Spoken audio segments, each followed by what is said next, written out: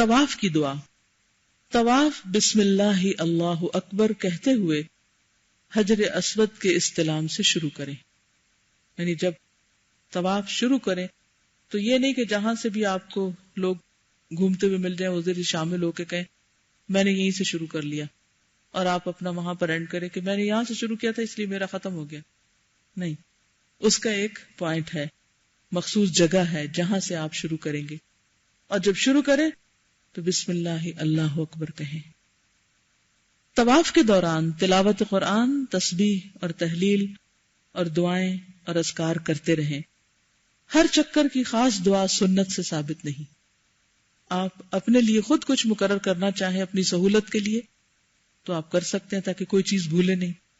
اس میں دروشی بھی ہو سکتا ہے، استغفار ہو سکتا ہے، رشتہ داروں کے لیے دعائیں، دوستوں کے لیے دعائیں، اپنے ہم اور غم اور رنج.